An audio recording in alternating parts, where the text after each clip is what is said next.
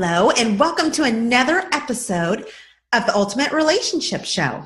I'm your host, Midori Verity, and today I cannot even tell you how excited I am about the guest that we have today. Her name is Tina Aldatz, and whenever I bring these shows to you, I really think about who I'm going to choose to have come or who I'm going to invite to be on my show. I always want to bring someone on who can inspire, who can motivate, who can encourage you to live the best life that you can. And I have nailed that with Tina. She has done all of those, and she has an amazing story. But let me tell you a little bit about her. So she has a story about survival and perseverance like no other. And she went from an incredibly tumultuous upbringing to founding a business that was based on something that she felt she needed and selling that for $14 million. And now she has gone on, she started a new business, Savvy Travelers, which she's going to tell us about. The first business was Petals, which I had, and I used them, and it saved me so many times, and we'll have her talk about that too. But she has been recognized by all kinds of huge media outlets, including, Forbes magazine recognized her as an entrepreneur to watch. She was recognized by the Inc. 500 as one of the 500 fastest growing companies in America, which is huge when you think of all the companies out there. This is her own company. And she's just been featured in all kinds of things. So not only is she a business powerhouse who's overcome so many odds, but the best part that really brought it home for me is what she's doing now and how she's giving back to her community. And especially in how she is helping young women similar to her and helping them really find success in business and in their own society and in life. So welcome, Tina. How are you? I'm fabulous and so happy and honored to be a part of your show. Thank you. Great. Okay, so we're going to jump in because we have so many questions for you. And like I told you earlier, I could go on and on. I could do a whole series with Tina. But let's see what we can get done today. So I want you to start from the beginning. I want you to tell us a little bit about your background and your upbringing and how that has helped make you who you are today. Okay, so I guess they say don't judge a book by its cover, right? I'm often in environments where it's, a lot of powerful CEOs or business people. And what's interesting is that I actually represent a very tiny piece of that pie. If the pie is like this and there's that 2 percentile, mm-hmm. That 2 percentile means that you make $250,000 or more. Well, this pie just keeps getting smaller and smaller when you think about the fact that I'm Hispanic. So I'm Latina. Pie just got little 2% got way smaller. I'm female. I'm a self-made millionaire, which means that I wasn't born into a privileged life. In fact, I was born into an extremely socioeconomically disadvantaged life, meaning my mother and father had domestic violence issues. My mother's Irish, my father's Mexican. So you can't get me drunk or piss me off. It ends up either really good or really bad. Okay, good mental note. So the point is that culture clash and turbulence and domestic violence ensued upon our family. And ultimately at 9 years old, I ended up in a shelter with my mother and my brother and sister for battered women because my father almost murdered my mom. Then from that, we were in hiding for a year. We got to come out for one weekend. And the one weekend we went to the beach, I ran over hot coals that were buried in the sand by accident when I was 9 years old. Flash forward, I end up at UC Irvine, which is in California. It was one of the only burn centers in the world in 1978. And that's where I was treated, which caused my mom and us to have to be relocated here. Well, we lived on welfare and HUD housing and all of these government-assisted programs, which was a very difficult thing. What happened from that burn eventually propelled me into being, I guess, an opportunistic entrepreneur. I took an injury that occurred to me as a little girl to the bottoms of my feet, totally burned all the skin off, and eventually created cushions that you wear in high heels that make them more comfortable, because my fantasy was always to be a businesswoman and walk in New York City carrying a briefcase. So when I eventually made it to the big city, I got my briefcase and I started walking, but I grew up in LA and nobody walks in LA. It's just, we don't do that. So I got this, wild idea that I was still going to wear my cool, high, sexy pumps. And I didn't know that working girl mentality actually was from, like back in the 90s, people wore their sneakers and their outfits, which they still do today, but I just couldn't go there. Bottom line is I created a cushion for high heels that spiraled into a product that eventually was sold globally. I got super lucky because did you know that Patricia Field was one of our first clients? She was the costume designer at the time for Sex and the City. So all the girls at Sex and the City on the set wore foot pedals, and it just kept going and going and going.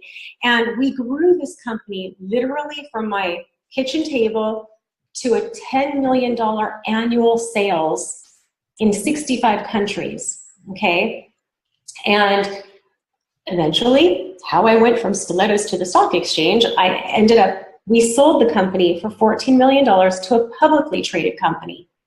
And that company, we watched them trade foot pedals on the market. And so it was really, really crazy. But the upbringing and the obstacles along the way, would I have ever guessed in a million years at 9 years old, having this terrible burn injury would eventually lead me to a destiny of being an entrepreneur? But did you, because you see so many people, to be successful in business, meaning you were able to sell your business for, it's a relative amount of money. It doesn't matter, but you had success in business. And to go from living in a shelter with your mother and your brother and sister to where you grew up, it's not like this was normal for you. This was new. This was a new type of mentality. How did you do that? How did you overcome those mental obstacles? Do you have just a couple tips for our listeners?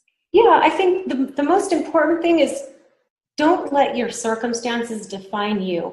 One of the moments that really hit me as a child, a 9-year-old child, and I still have this issue today, is my sister and I were super excited because we got to pick out as much clothes as we wanted from this area in the shelter where they just had, people gave donations. So I was doing a full-on fashion show. We were hooking it up. And then I saw the nun in the back. She was pulling things out of a trash bag and boxes.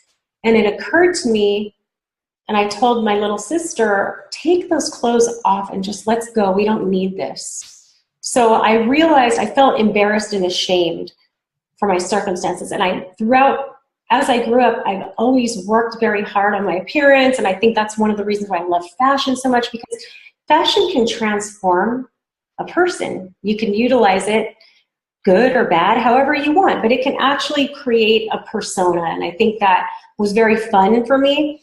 But it was a realization at that point that I didn't want to be a charity case.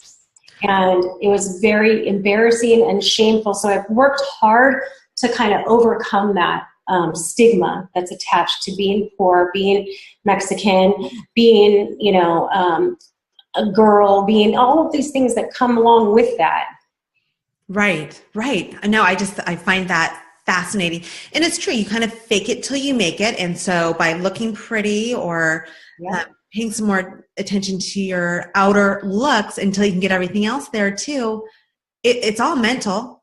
It is. And you did it. Yeah, that's right. That's exactly it. It was kind of like, you can aspire to be who you are, and you can do that every day on your actions. I went to work. I worked very hard. I didn't finish high school. I only finished 10th grade, and then I obtained my GED, and I worked full time.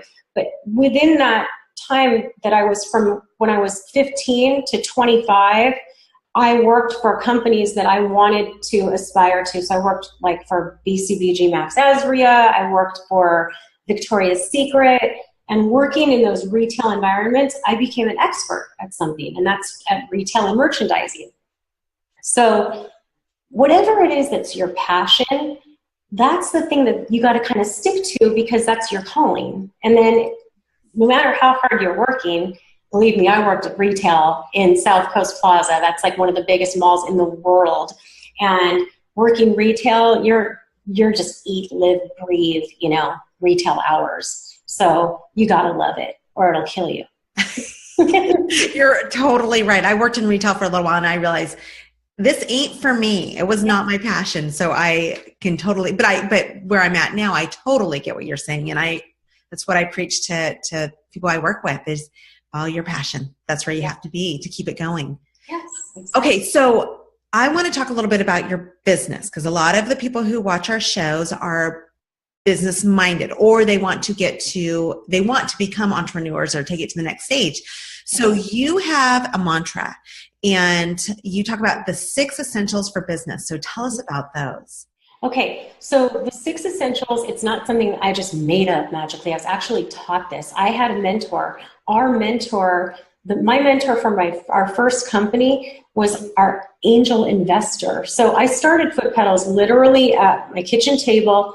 My best friend was in New York, and we were both doing this with scraping together every last penny we had. We got it to a certain point, and this angel investor came in and invested $10,000. Well, he carried us through for a whole year, but he taught me 2 things. The first is the word infrastructure. So you're only as strong as your infrastructure. And I was like, what does that even mean? Of course, I'm only a 10th grade education, so I'd have to kind of try to visualize things to understand it sometimes. And I was thinking, we live in California, and we're always taught about infrastructure because our buildings are made with certain bars and on wheels to withstand an earthquake. So I was like, so it's what holds you together. It's the foundation. So infrastructure. Then he said, here's the 3 things that you need to know about a business plan. Because no matter what, whenever you're starting a business plan, everybody's going to ask you, where's your business plan? Where's your business plan? If you're an entrepreneur, it sounds like a great idea. Where's the business plan? I was like, I couldn't even, I couldn't even stand it. I was going crazy because it was very frustrating. I didn't know how to write a business plan. So here it is. Here's how to write a business plan. And if you could answer these questions, you got your business plan. Money. These are the 3 M's. The first M is money. How much money do you need? Where is it going to be? When do you need it? Okay. And when will I see a return on my investment? So if you're asking people to give you money, how much do you need? Now, I knew that I needed $250,000 in order to get us to a next growth phase. We didn't need $250,000 the first day. I only needed $10,000. Then I needed another 20. Then I needed 20. So it was spread out over the course of the year. So money, when do you need it? How much? Where is it going to go? And when do we expect to see a return? So how am I going to get that money back? That's the first M, money. Okay. Then the second M is marketing. Who is going to find your product? How are you going to advertise and market your product? Meaning, are you going to pay for advertising? Are you going to do, social media? Are you going to have a publicist? Are you going to do bus bench ads? What is it? How are you going to do that? What's going to drive the customer to action? So that's the marketing aspect, right? So you got money and you got marketing. Then you take those 3 questions that I asked about money and you apply them to the marketing. How much money do you need to make this initiative happen? Where is it going to go? When is it going to come out? What are you going to get back? So then you keep doing it. And then the marketing side then goes into management.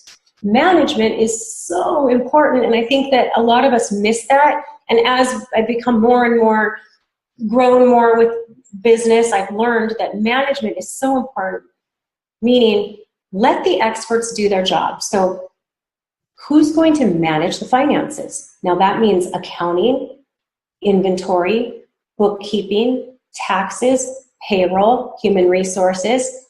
None of that matters at all if you don't have one thing. Sales. Oh. Who is going to manage the sales, right? Hello, that's the most important. Without having sales and revenue coming in, you don't have a business. So you won't need a manager. You don't need an accountant. You don't need, an office. You don't need a desk or any of those things, because if you have no money from your sales and management team and you get the top dogs in that genre or that area to come with you, that's how you build a company. But you've got to lay out the foundation with the 3 M's. So if you can just keep asking yourself, money, management, marketing, right? Money, management, marketing. How is that all going to happen? That's a business plan. If you can answer every single one of those questions back and forth, you know your business. That's awesome. I love that. You just simplified it so much. I obviously need to go back and redo my business plan. But you know what? Now the thing is, if you already have a business plan, now you're going to look at it from a perspective of the buyer. And if you put yourself in the shoes of the person that will potentially write you the check, and you ask yourself all of the questions that they might ask, how can they say no? Good point. Good. How can they say no? There you go. But you have to know. The only reason they're going to say no, if it really does make sense, is if, number one, they don't feel it, or number two, they just don't have the money. So move on down the line, right. Right. And did you encounter that quite a bit as you had your beautiful business plan? How far did you have to go was it a home run from the very beginning, or how far did you have to go till you found the right person to invest in, believe in your company? Well, the first thing, I was extremely fortunate. My very best friend and I worked together in fashion when we were 25. So when we started Foot Petals, she's the master guru of sales. I'm the idea, like merchandising, the marketing, all the logistical stuff, the back end. But if you don't have the sales, so she and I together, she joined on and she quit her job, and we both just went for it together at the same time. So sales and marketing, merchandising, I already had pretty covered. Now, the money part, that's where I really didn't have it. So I went to the angel investor, and this is the weird thing, okay? He agreed to take lunch with me, and I knew that he was an investor. I didn't know what an angel investor really was. I didn't know. So all I wanted him to do was shoot holes in my presentation so that when I took it to the real investors, I would have an A+ pitch. Little did I know that at the time, he listened to the whole entire pitch, and with his wife, and don't kid yourself, the wives really are the ones of the bosses that make all the Of course, yes. Yeah. So she and he both, at the end of lunch, I was like, so what can I do when I take my presentation to the investors? He was like, well, how much do you need? And I was like, well, this is what I need. And he wrote a check that minute and said, here's $10,000. And I was like, totally Joe Cool, all right, and then got in my car and I was like, oh my God, cried all the way home for like an hour drive. And he said, you don't need to go any further, but how much of a partnership do you want to do? And I said, 50-50. And a lot of people didn't really agree with that, but I needed his experience, expertise, and his money in order to mentor me and to take it further. We could have held on to a very tiny pie, or we could take a smaller piece of a much bigger pie. And so in the very beginning, I think I got extremely lucky, but as we grew, there was a part in the book when you finish reading it, you're going to find this one part where you're just going to be like, oh my God, I can't believe this happened. So we didn't have any money left, but I had tons of orders. Okay. So all these department stores and stores had placed orders, and we were just like high-fiving, rolling in, we thought we were like rolling in the deep right there. So we had to actually get a call from our manufacturer, and they said, if you don't pay your bill, we're not shipping. And I was like, oh my God, I can't pay the bill. I have to ship, and then the clients will pay, and then I'll pay you. And they're like, don't work that way, sorry. So I literally had to hop on a plane in the middle of the night, get on a red eye, changed in the bathroom at Akron, Ohio airport, put a suit on, rented a little car, and drove to the factory and sat in front of 5 men that owned the factory in Ohio. And these are like the good old boys. Like, what are you doing here, little girl? Yeah. Oh my God. So I get there, and it was like a Godfather moment. I'm going to make you an offer you can't refuse. And I really prayed that they would buy into it. So they agreed to buy out my original investor, where he kept a smaller piece. So here it comes again. How much of the pie do you want to maintain, and what makes sense? But we, with their expertise, their infrastructure, their ERP systems and everything, we were so lucky because we got to expand the business and they footed the bill. So at this point, we went from $600,000 a year to $10 million a year with the help of these people. So it's all about strategic partnerships and making that decision, for the betterment of the company and your employees, and how are you going to make it work? And then eventually we sold the whole shebang, but I was still the single largest shareholder. So personally, I walked away with $6 million cash in my pocket. Gosh. Now, there was one part in your book where, and I did not read this part, but someone told me about it. I'm like, wow, that's huge. So I believe it was during around 2008 when everyone's money was gone. And your business took a big hit because you had a lot of corporate clients so everyone understands, when you are in retail, those big corporate clients don't pay you in the beginning, they pay you later. So you are out for the costs from the beginning. Is that correct? Oh, that's 100% correct. This is what they call it. They call it ADP, and that's average days to pay. Okay, so that's how long does it take for your receivables to actually hit your bank? Our average days for our customers to pay us was like 120 days. Okay, we would eventually get paid, but a lot of that, it was just taking so long that we were basically bankrolling the whole business, right? And their businesses too. So we implemented a system that turned everything around and made our company so much more profitable and so much stronger, faster. You know how when you pay for a service or you pay with a credit card and they're like, oh yeah, we'll accept your credit card, but we're going to charge you 3%. I was like, how stupid is that? It's more than 3% for us to keep our money out there for 120 days. How about this, Mr. Shoe store guy, how about you pay us with your credit card the day that we ship your product? You still have 30 days from your credit card company, and I'll give you an extra 5% discount on no matter what you buy. And they were like, are you kidding? Are you kidding? And some of the big companies even called us. We sent out a letter to every single accounting officer, and we said, this is our new program. And some of the biggest companies that you wouldn't even have thought called and said, are you guys for real? And we said, yeah, we're for real. Well, can I pay you with a credit card? It's a $100,000 charge. And we're like, heck yes. And you'll give us a 5% discount. Happily. Yes. Wow.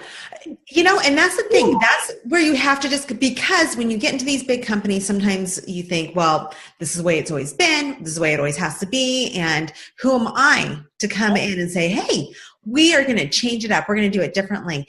That takes balls to do that. And that's what I love about you, but that's what it takes to be successful. I talk a lot with my clients about breaking through those fears, because once you can break through those fears, so much can happen. Look at you. What happened? You were able to still stay in business and thrive, and you made it happen. It's huge. Like the lows were so low, but the highs were so high, Yeah. It's whatever it takes. Okay, so you sold your business. I'm fast forwarding a little bit. You sold your business for $14 million. And now you have started a new venture, Savvy Travelers, which is so cool. And I told her I already have plans for my little packages that I have.